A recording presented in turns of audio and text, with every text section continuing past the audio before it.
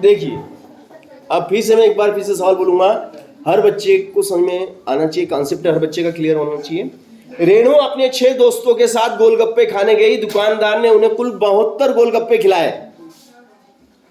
खाने वाले कितने? और 6 जने मिलके कितने खा गए? 72 गोलगप्पे खा चुके हैं 6 जने मिलके। 6 दोस्त हैं वो आपस में। कितने दोस्त हैं? 6। उसमें खुद रेणु भी शामिल है। रेणु भी शामिल है। अगर सबने बराबर गोलगप्पे खाए, सबको बराबर मिले, तो बताओ प्रत्येक ने कितने गोलगप्पे खाए? देखो, चूंकि 6 मित्रों ने खाए कितने?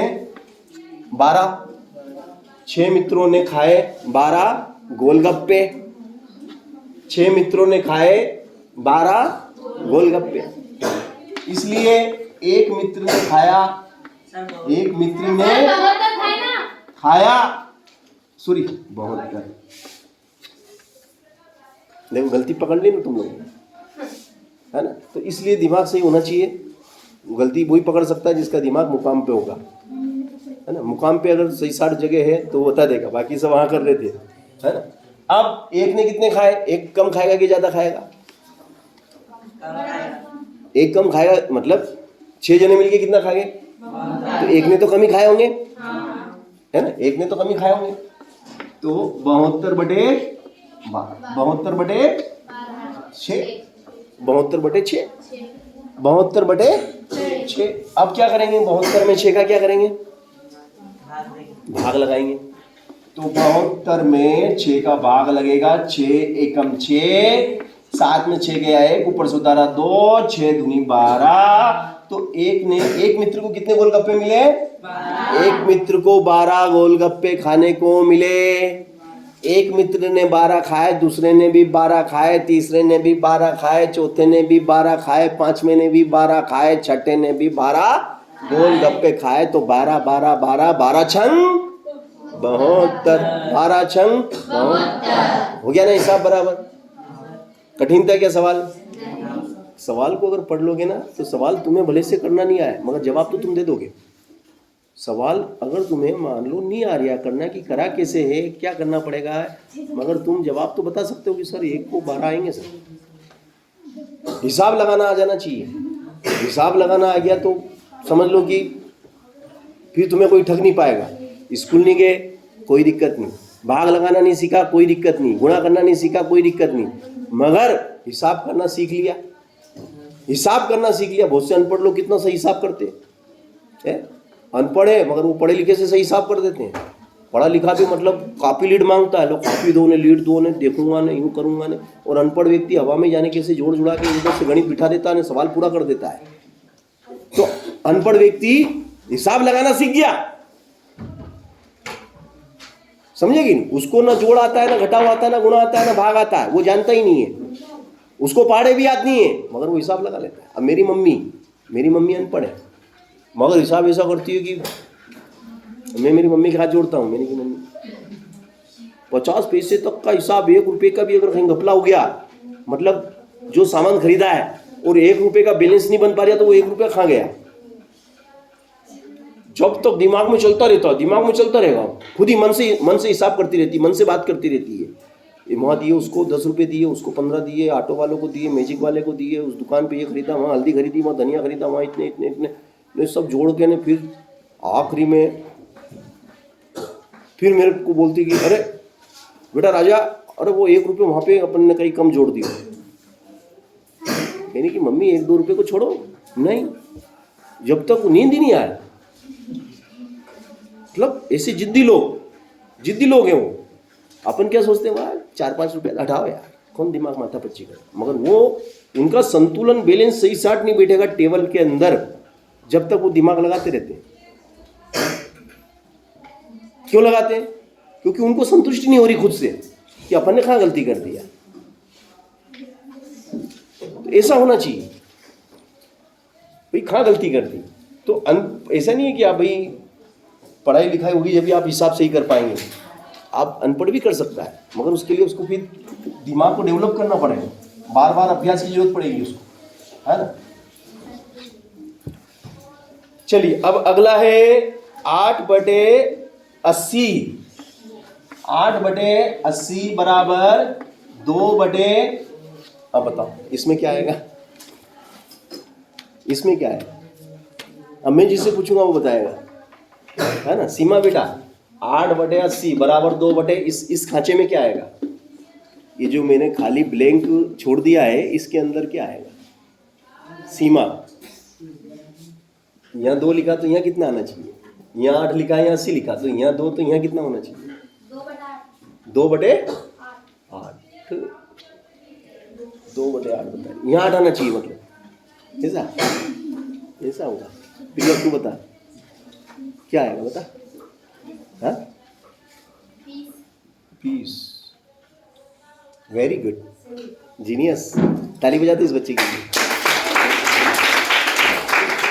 देखो इसने 20 बताया, सही बताया। देखो कैसे 4 से कटा कितनी बार, कितनी बार, 4 दूनी 8। अब 4 से यही कटेगा, 4 से ये भी कटेगा, 4 दूनी और 0 का 0, समझे कि नहीं।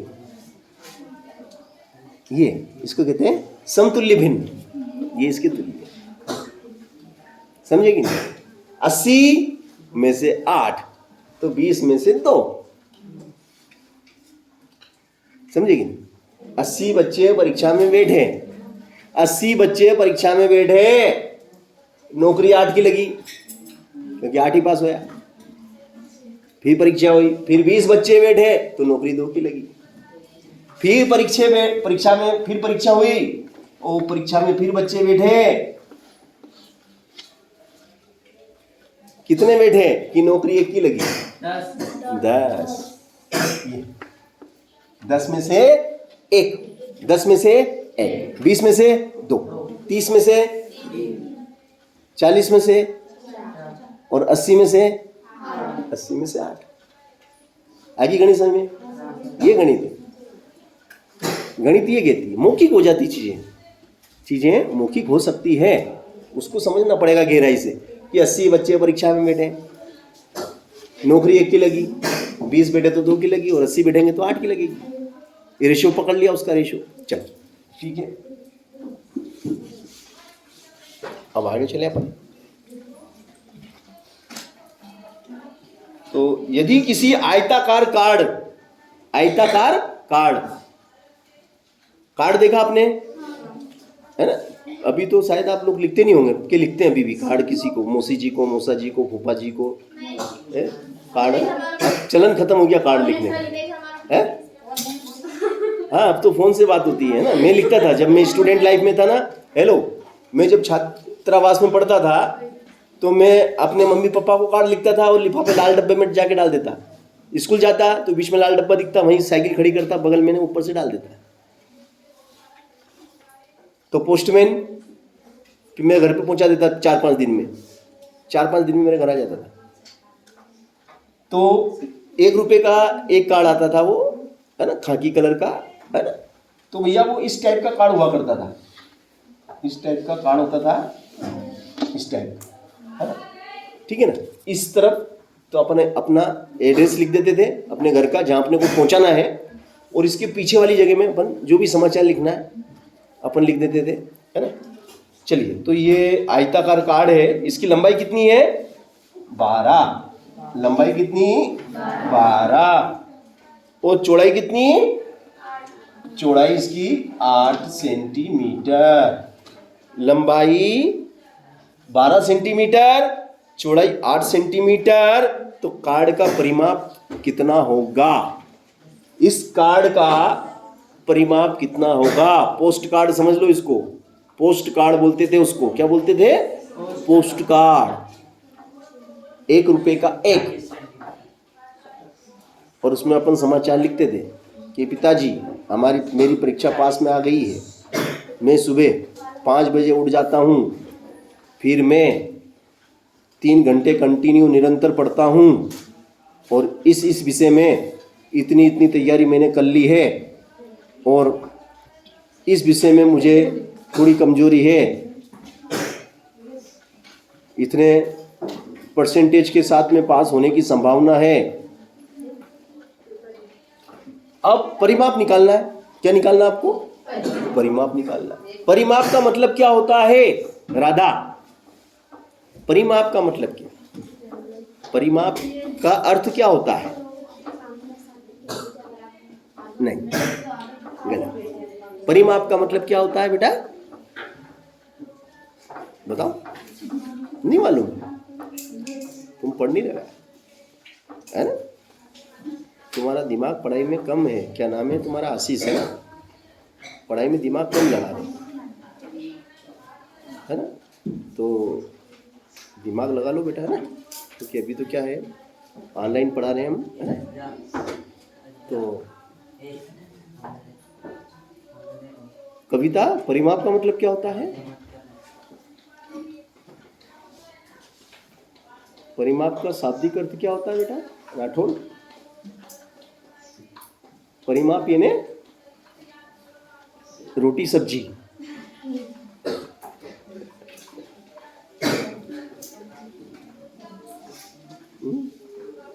पायल बेटा, परिमाप यानी वेरी गुड, फार्मूला।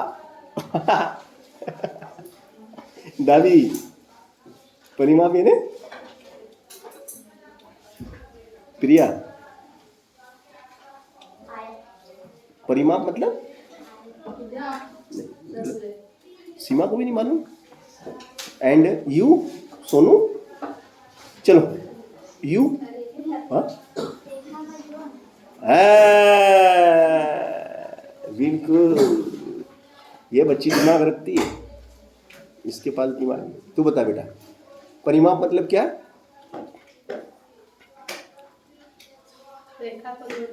रेखा। यहाँ पे रेखा की जगह अपन भुजाएं बोलेंगे। क्या बोलेंगे? भुजाओं को जोड़ना, भुजाओं को जोड़ना, या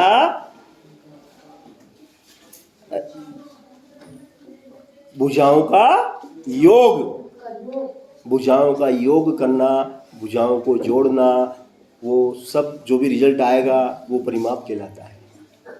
देखो किसी को तो याद है, मतलब इस क्लास में एक दो बच्चे तो ऐसे हैं जो बात जो पढ़ाया जाता है उसको सीख जाते हैं।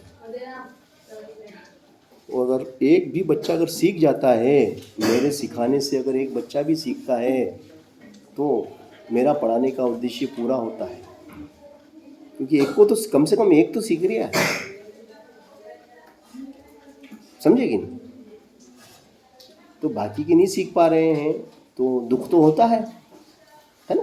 दुख होता है। वही पढ़ा रहे हैं तुमको भी उनको भी, कमरा भी सेम है, टीचर भी सेम है और किताब भी सेम है, उसके बावजूद भी अंतर है क्योंकि तुम पूरा उस चीज को समझ नहीं रहे हो।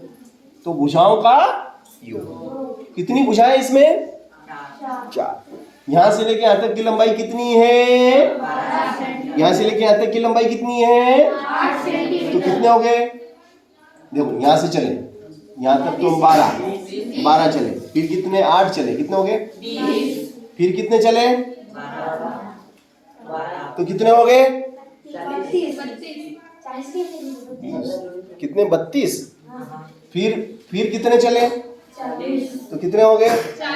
40। तो परिमाप बराबर क्या लिख देंगे? 40। परिमाप बराबर 40 सेंटीमीटर लिखना चाहिए कि नहीं लिखना चाहिए? उत्तर आ गया कि नहीं आ गया? कठिन था क्या ये? तो फिर परिमाप का मतलब होता है सभी भुजाओं का योग, चाहे उसमें 4 भुजा हो। यही तो देखना चाहता था कि तुम्हें नींद आ रही है कि तुमको मतलब दिखता भी बराबर है कि नहीं है। मतलब दिख रहा है।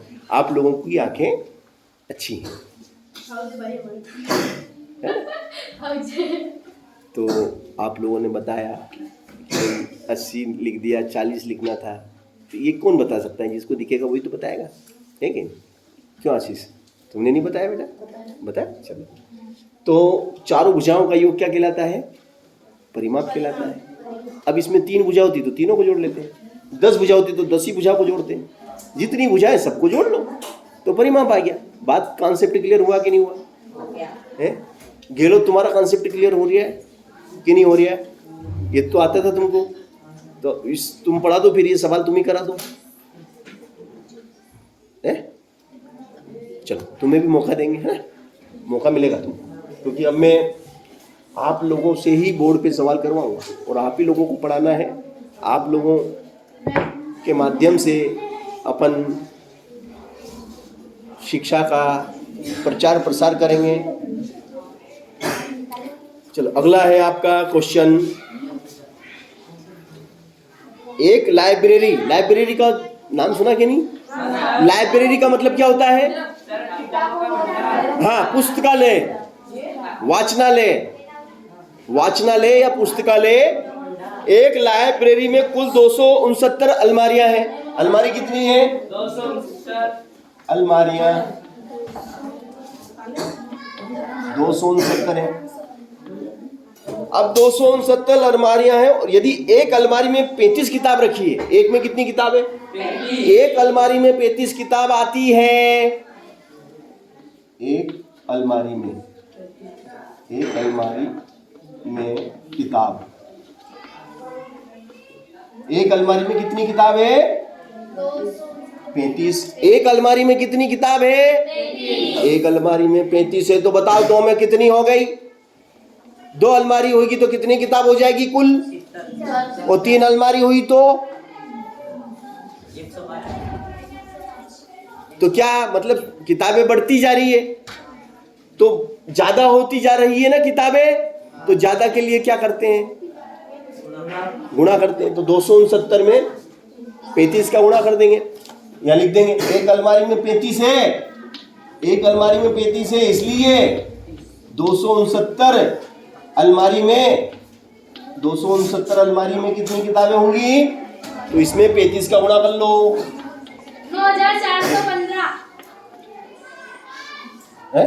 9415 9415 करके देखो तो। दूसरा कहीं ऐसा तो नहीं कि अपन इसी का सवाल लिख दे और गलत हो। 9400 यही है।